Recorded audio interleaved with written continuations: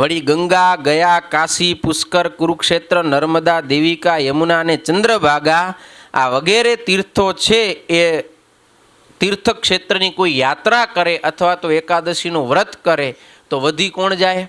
એકાદશીનું વ્રત કરનારો એ વધી જાય. હવે આ બધી જગ્યાએ યાત્રા કરવામાં કેટલો ખર્ચો થાય, કેટલો સમય કાઢવો પડે હે, અને થોડુંક કષ્ટય પડે ને, યાત્રા સેજે સેજે ન થાય. તો એટલું બધું તમે કરો ને આ બાજુ 15 દિવસે આવતી એકાદશી કરો તો એના કરતાં વધી જાય તો એ કરવું જોઈએ ને. તો એકાદશીનો આટલો મોટો મહિમા છે, માટે એકાદશીનું વ્રત અવશ્યપણે કરવું જોઈએ.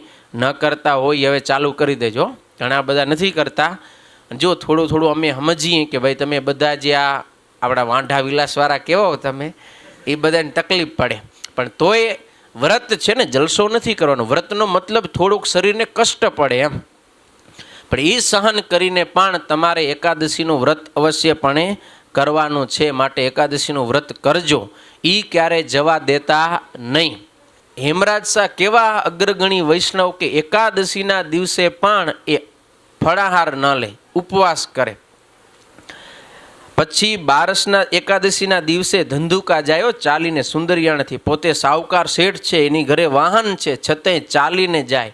જાય ધંધુકે ચાલીને પ્રીતે, કુંડલી મણ ઘીની સહિતે, લીએ સાકર ને લોટ ત્યાંથી, મરજાદી જમાડે શ્રદ્ધાથી. એમ એકાદશી બધી કરે, તેમાં તો પગ પાછો ન ભરે. દર એકાદશીને દિવસે ઉપવાસ કરે અને હાલીને ક્યાં જાય? ધંધુકે જાય, ઘી લેતા જાય. પછી એ ધંધુકાજીને લોટ પાણી બધું લે અને ત્યાં કને ગોસાઈજી ને એ સાધુ સંતોને બધાને જમાડે. બારસના દિવસે બારસના પારણાનું બહુ મોટું ફળ છે.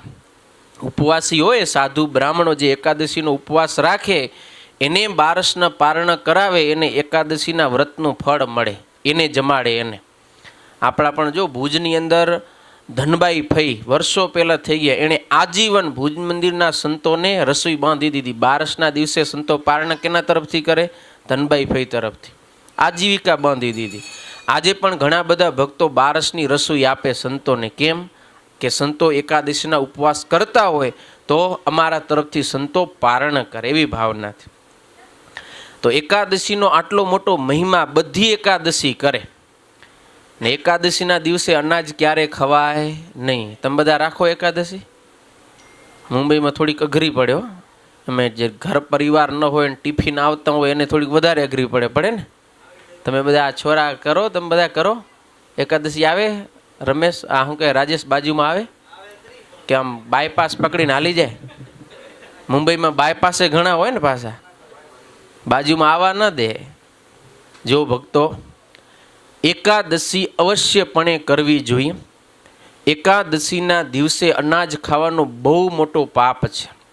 શાસ્ત્રમાં કહ્યું, યાની કાની ચ પાપાની બ્રહ્મ હત્યા સમાની ચ અન્નમ આશ્રિત્ય તિષ્ઠંતી સંપ્રાપ્તે હરિવાસરે. હરિવાસરે એટલે ભગવાનનો દિવસ. કયો? એકાદશી. એ ભગવાનનો દિવસ છે. યાની કાની ચ પાપાની, આ જગતની અંદર જે કંઈ નાનું મોટું પાપ થાય છે, બ્રહ્મ હત્યા સમાની છે, બ્રહ્મ હત્યાની સમાન હોય. કોઈનો બ્રાહ્મણોને એનું ખૂન કરી નાખે, એનાથી પણ અધિક પાપ. એ બધુંય પાપ છે. અન્નમ આશ્રિત્ય તિષ્ઠંતી, અન્નનો આશ્રય કરીને એકાદશીના દિવસે બેસે. જેટલું કંઈ આખા બ્રહ્માંડમાં પાપ થાય એકાદશીને દિવસે ક્યાં બેસે? અનાજ ઉપર આવીને બેસે. પછી જે એકાદશીના અનાજ ખાય એ અનાજ નથી ખાતો, શું ખાય? આખા બ્રહ્માંડમાં થયેલું પાપ એ કોળીએ કોળીએ ખાય છે. આટલો મોટો દોષ લાગે. માટે એકાદશીના ક્યારે અનાજ ન ખાવું. કદાચ તમે મુંબઈમાં છો, ઘર પરિવાર નથી, તમે ટિફિન ઉપર રહ્યો છો, પણ છતાં એક એકાદશીના દિવસે તો તમને ગમે એમ તમે ફળ ફૂલ ખાઈ લો, કાજુ બદામ ખાઈ લો, સિંગદાણા આવે એ ખાઓ, દાળિયા નહીં હો. નકર સિંગદાણા નામ બે ભેગા જાય, પણ દાળિયા અનાજ કહેવાય, સિંગદાણા ફરાળ કહેવાય. ખાઓ એક દિવસ કાજુ બદામ ખાઓ ને, તમારું શરીર પડી ન જાય? પડી જાય. હા, ફળ ખાઓ સારા લીલા. અને 15 દિવસે એક વખત આવી રીતે કરો ને તો તમારો મેડિકલ દ્રષ્ટિએ પણ તમારું સ્વાસ્થ્ય સારું રહે. આજે મેડિકલ સાયન્સ પણ કહે છે કે 15 દિવસે તો એ તો વીકલી કહે, અઠવાડિયે એક ઉપવાસ કરો. એ ઉપવાસ ઓલો ગુજરાતીઓ, હા, ફરાળવાળો.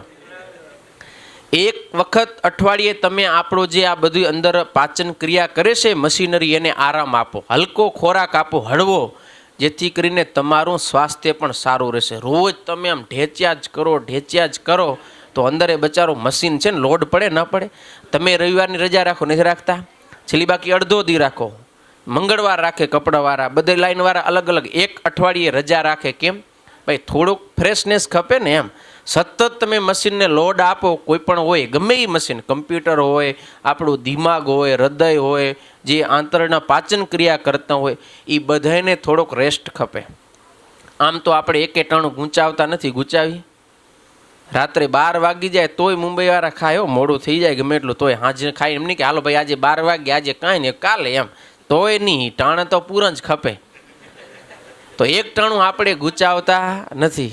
3 ટાણાની જગ્યાએ 5 ટાણા થઈ જતા હશે, પણ એકે ઓછું નહીં થતું હોય. તો અઠવાડિયે એક વખત કરવું જોઈએ. પણ એમ ન કરતો, આ ભગવાને, આપણા ઋષિ મુનિઓએ આપણું સ્વાસ્થ્ય જોઈને પહેલેથી જ એવી પરંપરાઓ આપે. તો 15 દિવસે આવતું આ એકાદશીનું વ્રત, એ દિવસ અવશ્યપણે આપણે ફરાહાર કરવું જોઈએ. એ દિવસે અનાજ ન જમાય.